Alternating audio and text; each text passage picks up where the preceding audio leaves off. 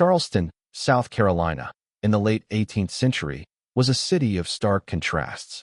The sun would rise over the cobblestone streets, painting the wrought iron balconies and grandiose mansions with golden light, yet beneath that glow simmered an invisible darkness.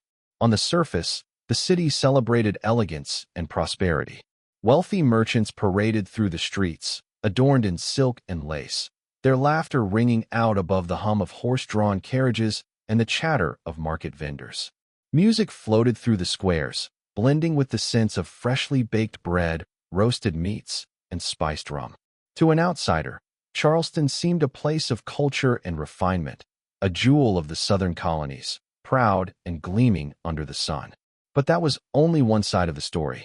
For every parade of opulence, there existed the shadowed alleys where chains rattled and footsteps dragged across dirt paths that led to the backyards and quarters of the enslaved. The grandeur of Charleston's festivals, its processions, and its celebrations concealed a grim reality. The same streets that echoed with music and laughter also carried whispers of suffering, quiet groans muffled by walls, and the invisible weight of oppression. In these shadows lived those whose labor built the very wealth that others flaunted with such arrogance.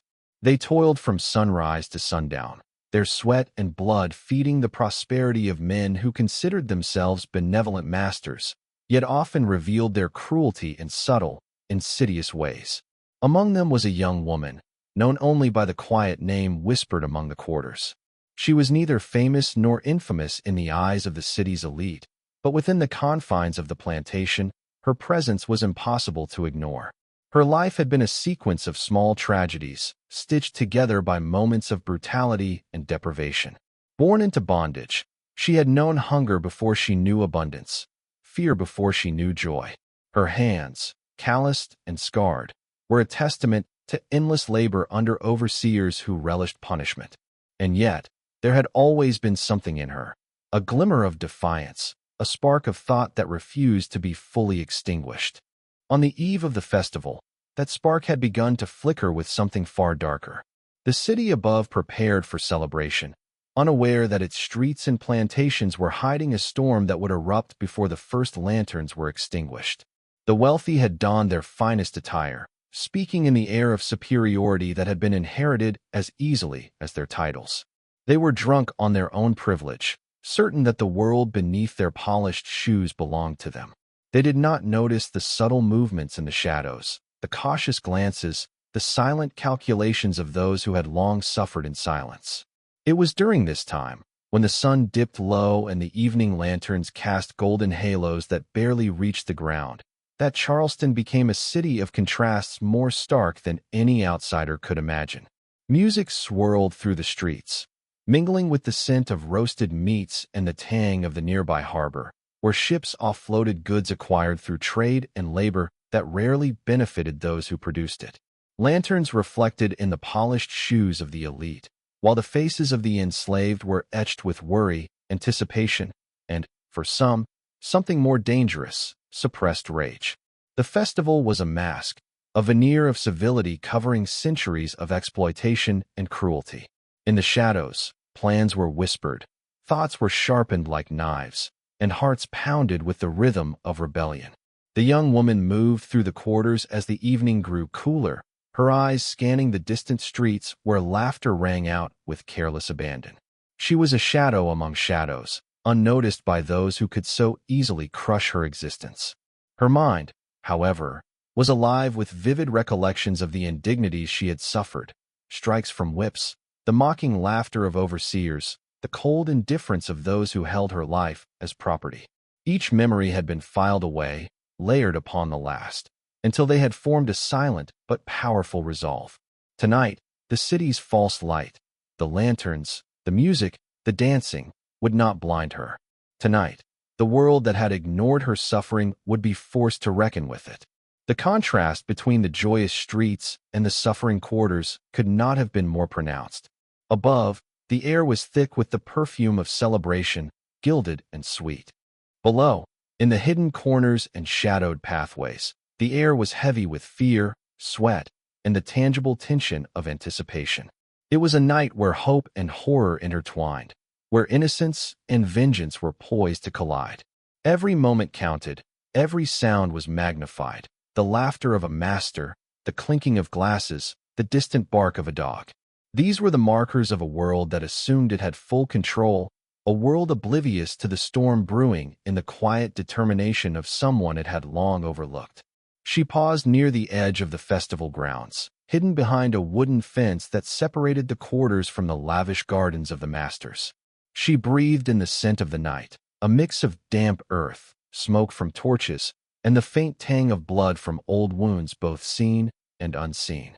Her hands tightened into fists as she recalled the faces of those who had inflicted pain upon her family, upon herself, and upon those who could not defend themselves. There was a gravity to this night, a feeling that the scales of life and death were poised for a sudden, violent shift. As the moon rose over Charleston, bathing the city in a silver light that seemed to illuminate both splendor and shadow, a single truth became unavoidable.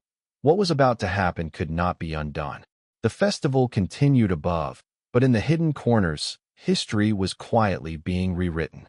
Every step the young woman took, every silent breath she drew, was a prelude to a reckoning. The city would soon discover that shadows hold power, that even those considered powerless can ignite consequences that ripple far beyond expectation. And on this night, the shadows of Charleston were alive, waiting for the right moment to strike, forever changing the lives of all who dared to ignore them. Life behind the plantation gates was a relentless, unforgiving rhythm, measured in the weight of tools, the lash of the whip, and the unyielding sun that bore down on the enslaved from dawn until dusk. Every day was a repetition of labor that tested both body and spirit. The young woman's mornings began before the first hint of light, her limbs aching from the exertions of the previous day, her stomach hollow with hunger that had become a constant companion. The overseers strode through the quarters with eyes sharp for any sign of delay or disobedience, their whips and sticks extensions of the fear they wielded. A single misstep, a single hesitation, could result in pain so immediate and fierce it seared itself into memory. Each strike was a reminder that her life belonged to another, a cruel truth she had learned as soon as she could walk. Her hands bore the proof of her existence in this world. Calloused palms, cracked skin, and fingers raw from hauling, digging, and tending to fields that stretched endlessly under the Carolina sun. The cotton, the rice, the tobacco, all demanded more than her youth or energy could offer, yet surrendering was not an option. The overseers were relentless, eyes like hawks, tongues sharp with derision. Punishments were meted out for the slightest infraction, a tool dropped, a row of plants missed, a glance in the wrong direction. And yet, even within this harshness, she learned the art of survival. She moved with caution, measured her speech, and understood that patience, observation, and silence were as valuable as strength. Within the quarters, life was no less demanding, though the battles there were quieter, internal, and often invisible to the outside world. Families were torn apart by sale or cruelty. Children worked alongside parents in endless repetition, and whispers of dreams, of freedom, of escape, of vengeance, were carried in secret, often before being swallowed by fear. Relationships were forged under immense pressure. Bonds of trust and solidarity became lifelines. The young woman had learned to navigate these hidden networks, understanding who could be relied upon, who would betray for the promise of favor, and who carried despair so deeply that it threatened to consume them entirely. The quarters themselves were cramped, dimly lit, and reeking of smoke, sweat, and fear, yet they were home. A place where even the smallest acts of humanity, a shared loaf of bread, a whispered story, a soft lullaby for a child, offered fleeting moments of reprieve. Among the enslaved, tales of resistance were whispered cautiously. Some spoke of escape attempts, daring but often doomed. Others plotted small acts of defiance, like sabotaging tools or hiding food. These stories were more than legend. They were seeds of hope, fragments of courage that reminded those suffering that they were not entirely powerless. The young woman internalized these stories, analyzing them, learning from them, letting the idea of revolt grow quietly, unseen by the overseers who assumed the oppressed had no will beyond labor. The spark of rebellion, long suppressed by brutality and fear, began to flicker, fragile but persistent, like a candle against the dark. Her mind was sharpened by observation. She watched the overseers' habits, noting which ones were cruelest, which ones were careless, which ones prided themselves on instilling fear. Every pattern was recorded silently, every weakness catalogued. This mental map became her invisible armor. She understood that survival was more than brute strength. It was patience, cunning, and the willingness to endure until the right moment presented itself. Each day, as she bent over the fields, her thoughts were never fully on the work at hand, but on the ledger of wrongs done to her and those around her. She cataloged the punishments, the mockery, the humiliation, and slowly, imperceptibly, a plan began to take shape, not yet fully formed, but existing as a constant shadow behind her conscious thoughts. The historical context of Charleston intensified this life. The city was not simply a backdrop. It was a machine that thrived on control, hierarchy, and fear. The elite depended upon a rigid social order, and enslaved labor was the engine that maintained their wealth and comfort. Laws reinforced this system, leaving little room for mercy, and public displays of punishment served both as warnings and as grotesque entertainment. Slavery was woven into the fabric of daily life, invisible to the city's celebrants and omnipresent to those who lived beneath its weight. Within this context, rebellion was not just dangerous, it was unthinkable to most, an act that could result in torture or death.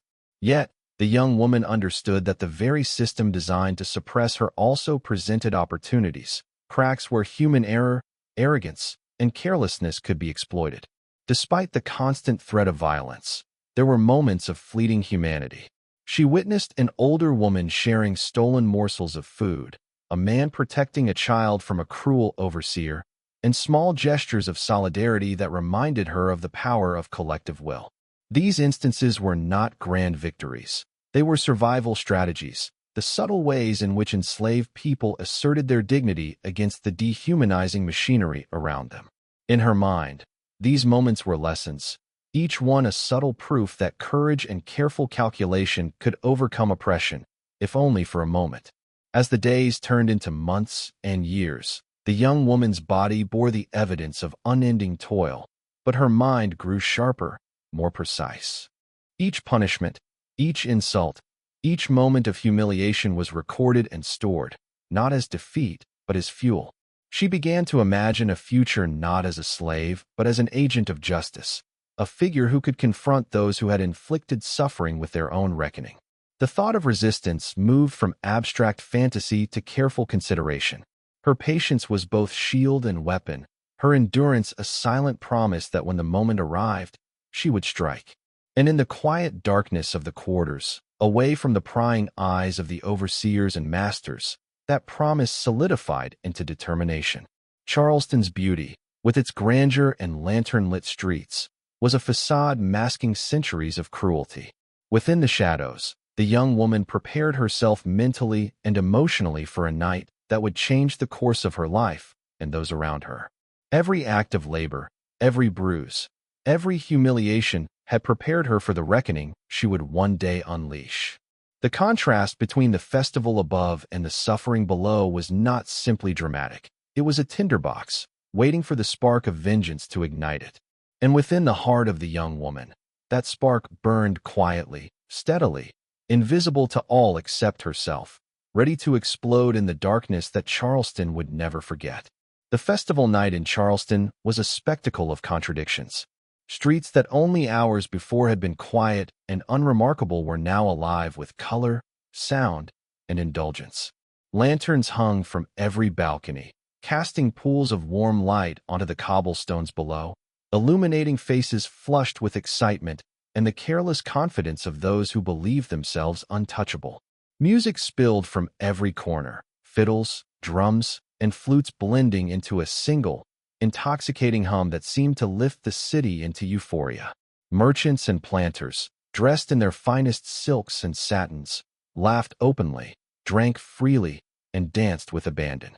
Their revelry was a performance of superiority, A display meant not only to entertain but to assert dominance, to demonstrate the ease with which wealth and power could shape lives. Above them, the moon hung like a silent witness, casting silver light across the city, indifferent to the events unfolding beneath. Yet, in the quarters and hidden pathways of the enslaved, the atmosphere was starkly different. The same lantern light that painted joy on the faces of the elite barely penetrated the shadows where they lived. Sounds of laughter and music filtered through fences and walls, mingling with the sharp scent of sweat, smoke, and fear.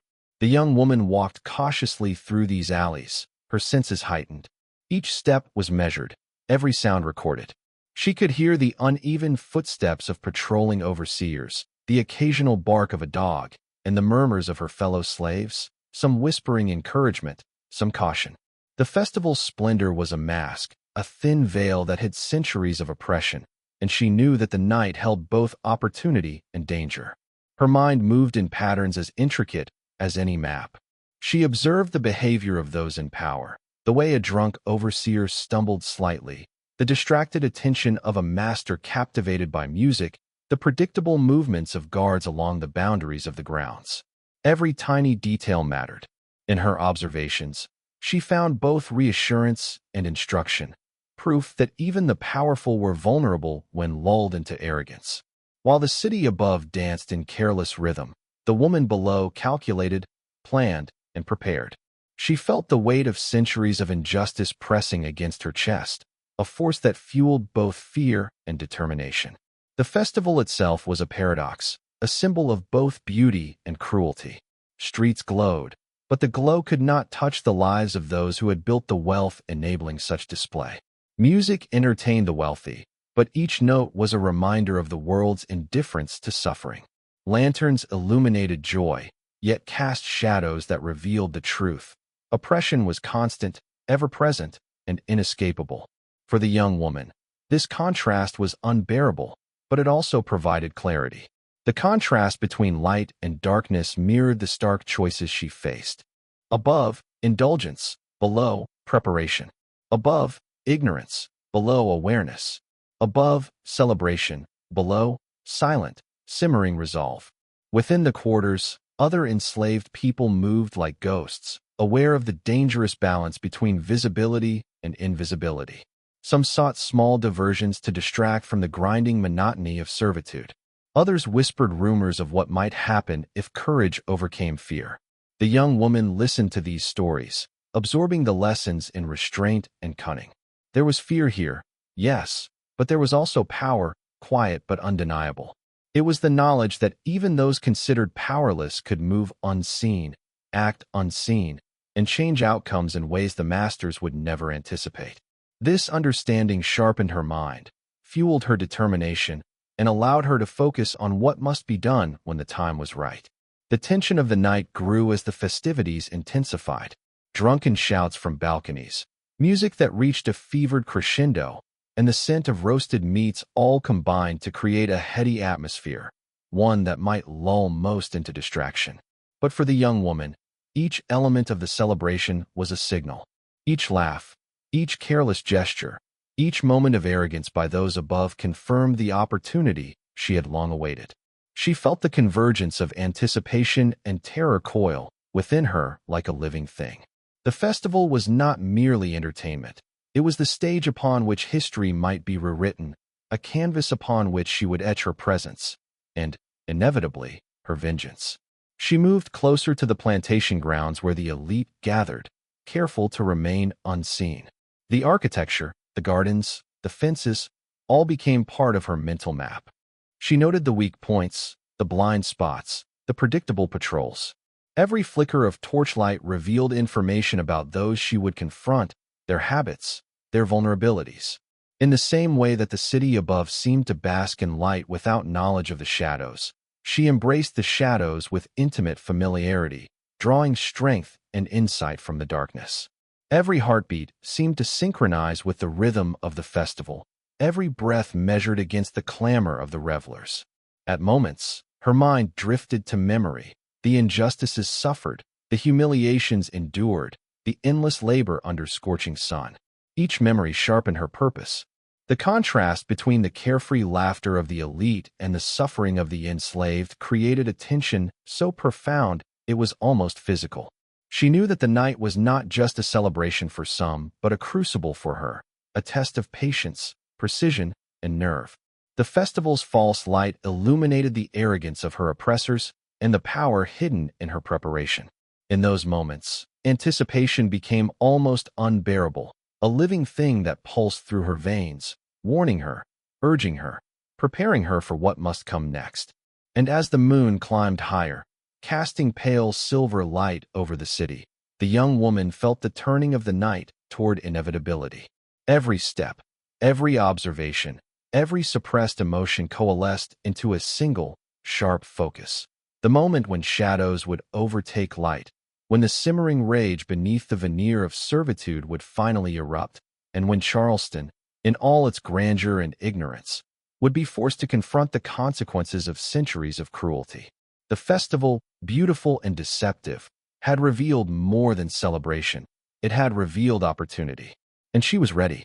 The hour was late, the revelry of the festival at its peak, when shadows lengthened and the city seemed to exhale in collective indulgence. Lanterns swayed with the breeze, casting uneven, flickering light over the manicured gardens and cobblestone streets, illuminating faces alive with drunken joy. Music thrummed in the distance, a heartbeat that matched the pulse in her own chest. Every sound, the clinking of glasses, the careless laughter, the distant bark of a dog, was magnified in her ears, a signal of the world's distraction and a confirmation of opportunity. The young woman moved like a shadow herself, slipping between torches, keeping to the darkened edges of the grand plantation grounds, unseen but fully aware of the path she would soon tread. The city above celebrated without knowledge, and in that ignorance lay her advantage. Her mind was a map of vengeance. Every face she had memorized, every overseer whose cruelty had been catalogued, every weak point in the patrols and garden fences was committed to memory. The act she was about to commit had been growing in her mind for years, sharpened and refined with each moment of oppression she had endured. She had waited for this night, the convergence of chaos and distraction, to turn her suppressed rage into action.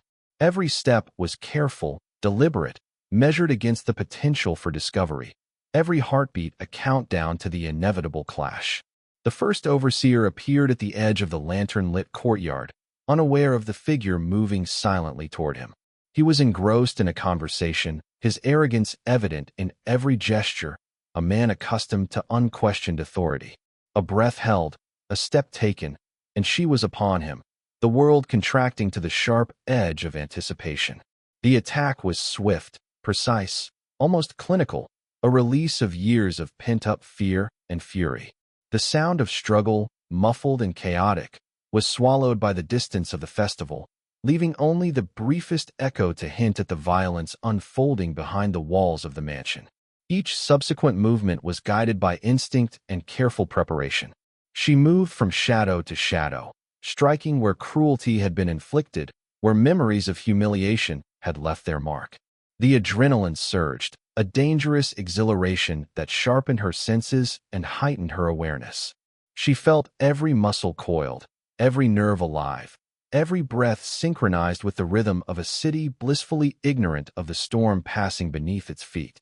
Panic, fear, and exhilaration collided within her, forming a complex tapestry of emotions she barely had time to name before action overtook thought. The act itself was a study in contrast, the darkness of vengeance against the light of celebration. Above, music and laughter; below, fear and blood. Each strike was both punishment and statement, a reclamation of power from those who had long denied it.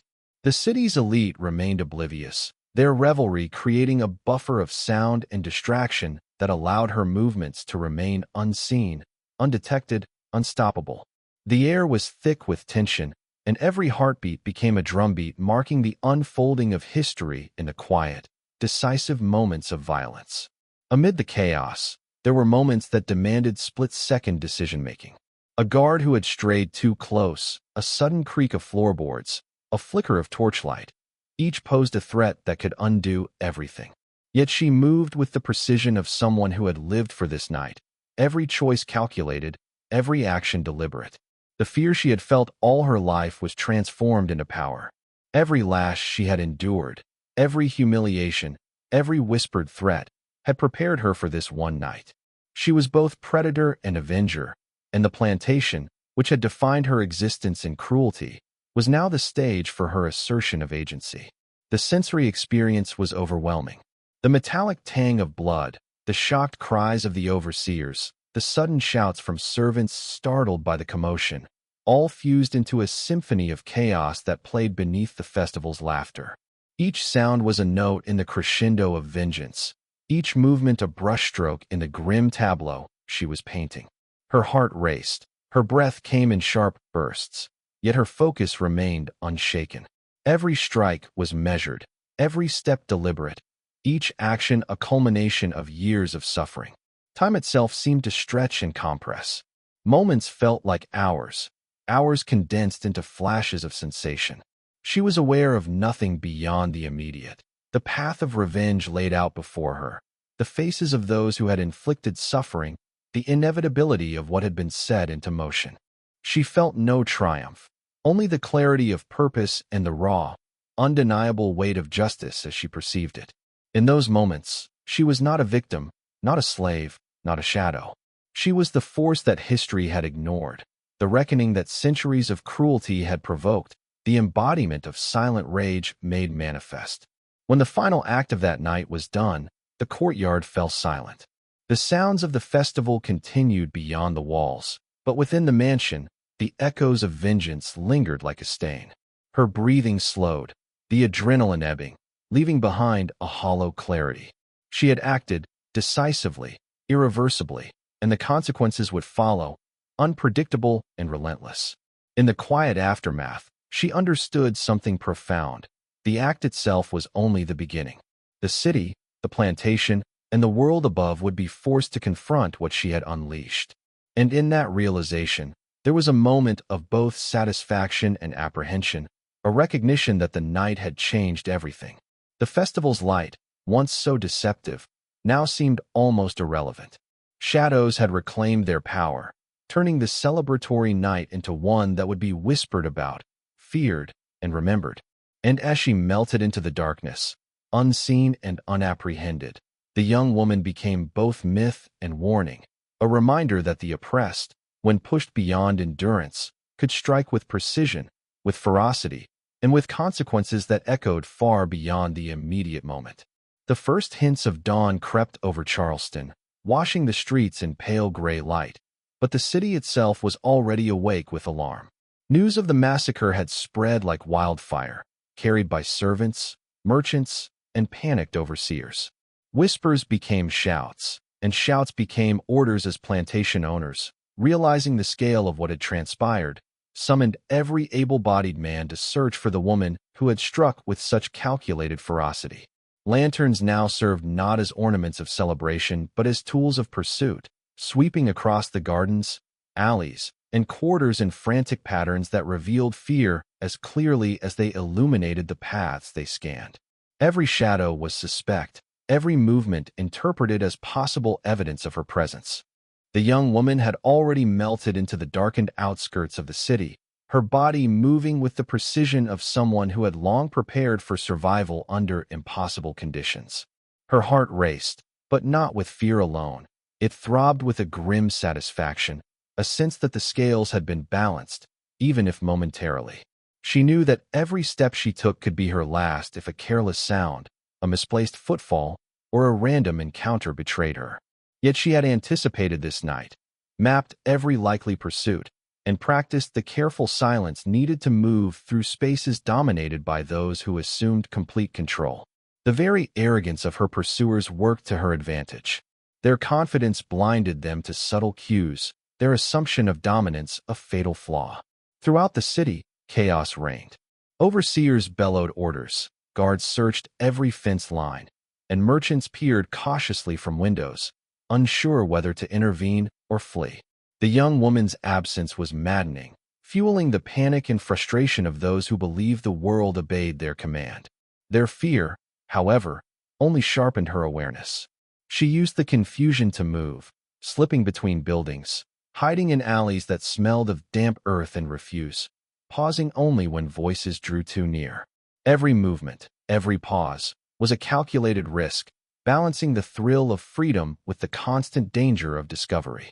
The psychological toll of the hunt was mutual. For her pursuers, each step into darkness was fraught with anxiety. Shadows that could conceal allies or enemies alike caused minds to imagine threats everywhere. For the young woman, every echo, every footstep, every barking dog was a test of nerve. Sleep-deprived and exhausted, she pressed forward, understanding that hesitation could mean capture, punishment, or death. Yet within her, there was a sense of empowerment that outweighed fear. For years she had been powerless, subject to the whims of those above her. But in the night's events, she had become the arbiter of consequence. That transformation was intoxicating, even amidst the dangers that pressed on all sides. The manhunt itself revealed the fragility of the city's confidence. Charleston, once a bastion of control and order, showed cracks under the strain of panic. Slaves whispered warnings to one another, avoiding overseers, and some hid her passage, either out of fear or tacit admiration for her audacity. The city's structures, designed to enforce obedience, became labyrinths of escape and concealment. Narrow alleyways, forgotten cellars, and the dark undergrowth near the river all became allies in her flight. Each decision was critical: to pause and rest, to move silently, to trust or mistrust a stranger's directions. Mistakes could be fatal, but the stakes were measured against years of suffering and humiliation. Amid this, the young woman could not escape the emotional resonance of her actions. The rush of vengeance had been followed by a quiet reflection. The lives taken, the terror inflicted, the irreversible consequences of that night. Her body bore the signs of exertion. Her mind replayed every detail, yet she felt no regret in the sense of weakness. Instead, there was clarity, a recognition that the act had shifted power, however briefly, and that she had seized control of her own fate in a world determined to deny it. But even empowerment carried its shadow: guilt, fear, and the weight of knowledge that each decision could have life or death consequences. As the sun climbed higher, the city organized itself into a relentless pursuit. Watchtowers scanned rooftops, guards communicated across streets, and rewards were whispered for anyone who could locate her. Yet the young woman remained a ghost. Every alley she traversed, every shadow she embraced, was a calculated avoidance of detection. The psychological interplay between hunter and hunted became a tense dance, one in which every movement was critical and every mistake could be final. She understood that she had altered the balance of power. The masters and overseers were no longer fully in control, and their panic underscored the reality that fear could destabilize even the seemingly unassailable. By nightfall, Charleston would be forever changed. Stories of the massacre would circulate, whispers of audacity mingling with fear, doubt, and outrage. The young woman, whether captured or vanished, had etched her presence into the collective memory of the city, leaving an indelible mark of defiance. The haunting lingered not only in the streets and gardens, but in the minds of those who had once considered themselves untouchable. Fear, once dormant, had been awakened, and the consequences of the night would ripple outward, a reminder that even the oppressed, when pushed to the brink, could strike with precision, cunning, and irreversible impact. The hunt was not just a pursuit of the body, it was a reckoning of minds. The young woman had shifted the narrative, claiming agency in a system designed to strip it away. Shadows had become her allies, silence her weapon, and the city's arrogance her greatest aid.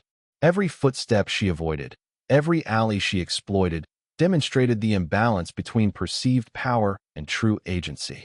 By the time the first whispers of night returned, the hunt would carry not only the pursuit of a fugitive but the memory of vengeance, resilience, and the haunting truth that the night had belonged, in some ways, to those the city had long overlooked.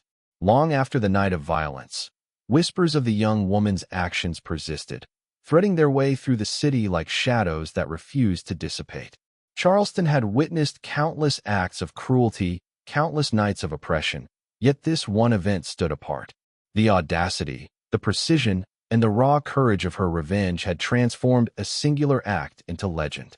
Among the enslaved, her name, or the hushed version of it, became a symbol of defiance, a reminder that even under the heaviest chains, human agency and the will to act could not be entirely extinguished.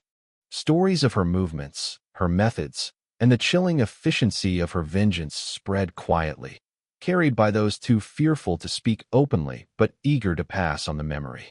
Historical context illuminates the significance of this act.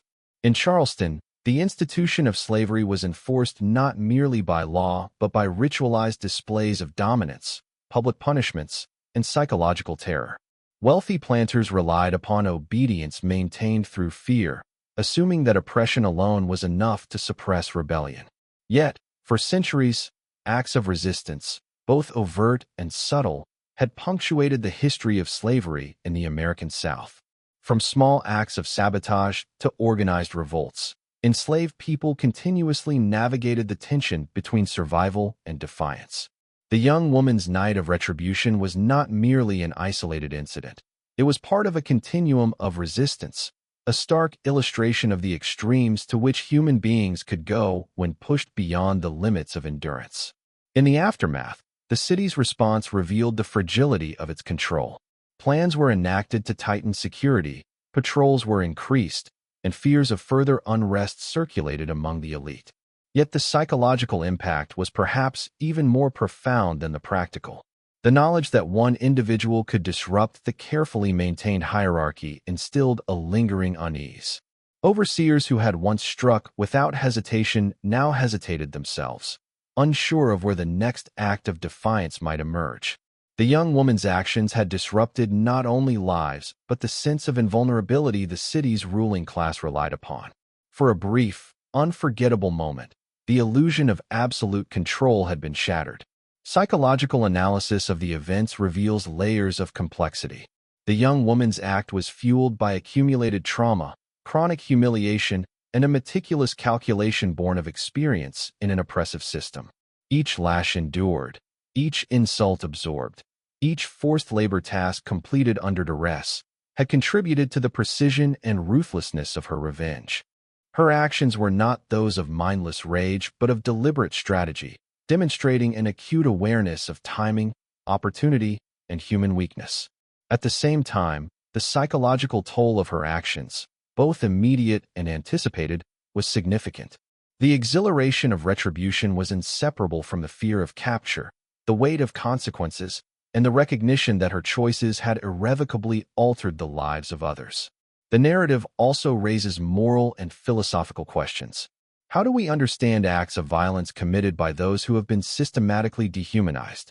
When does survival merge with vengeance?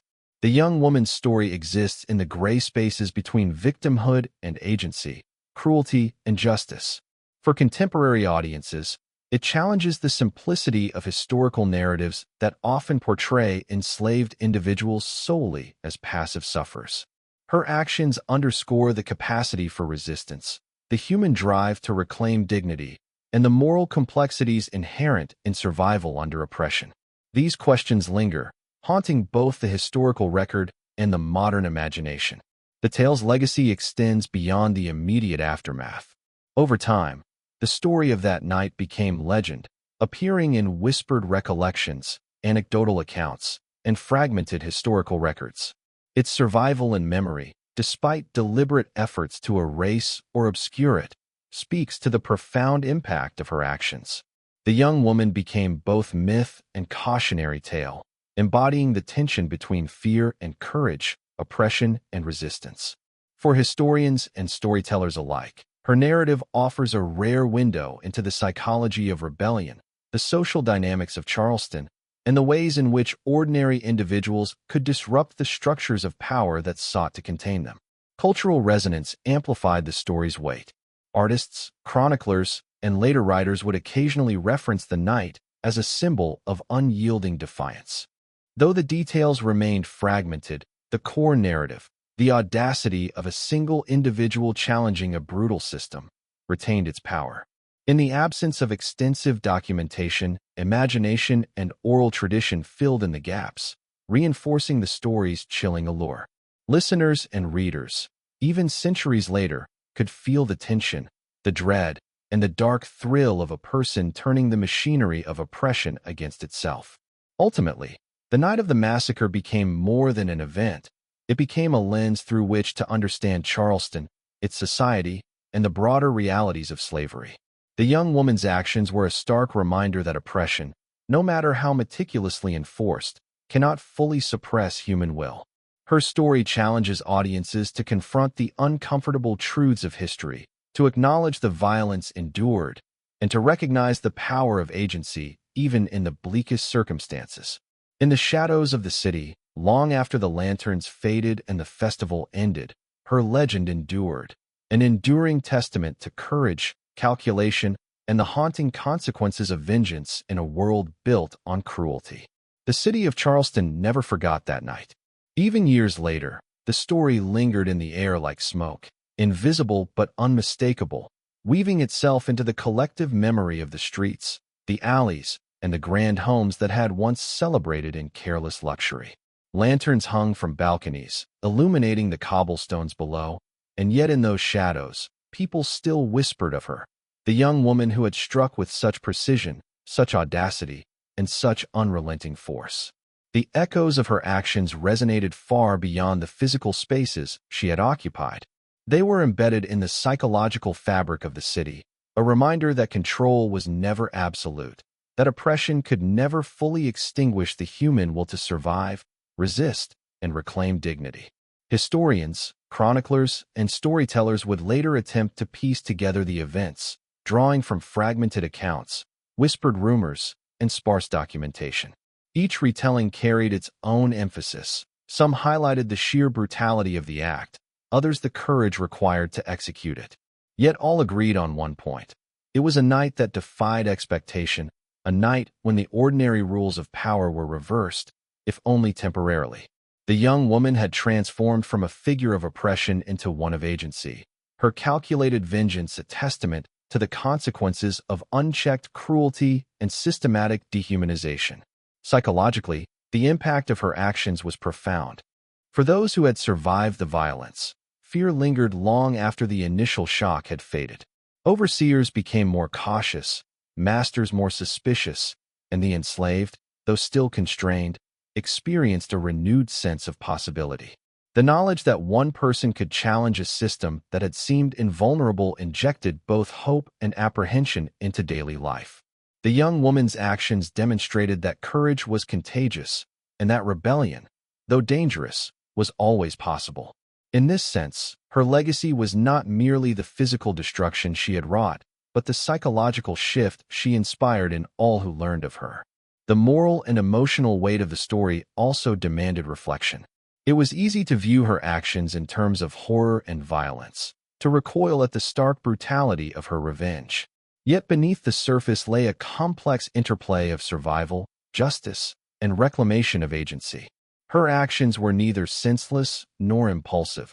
They were the culmination of years of oppression, a deliberate assertion of power in a system designed to deny her humanity.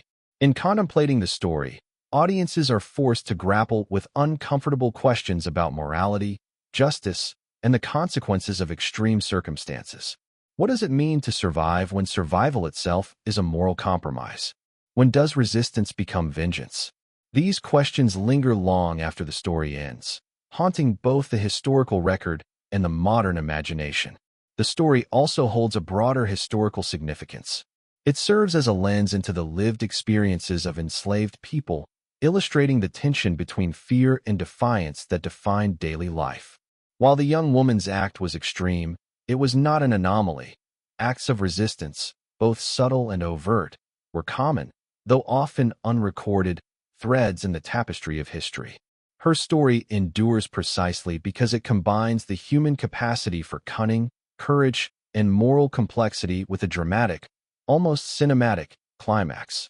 It is a narrative that defies neat categorization, challenging audiences to understand oppression not just as a backdrop, but as a force that shapes psychology, behavior, and history itself. Culturally, the tale became mythic. In the absence of detailed records, imagination filled in the gaps, enhancing the suspense and moral tension inherent in her story. Artists, writers, and oral storytellers amplified the legend, highlighting the audacity, the danger, and the raw humanity of her actions. It is a story that resonates because it evokes fundamental truths about power, fear, and resistance. It reminds viewers that history is not solely written by those in control. It is also shaped by those who refuse to accept subjugation, those whose courage and cunning create ripples that echo through time. Even for contemporary audiences, the story carries a haunting relevance.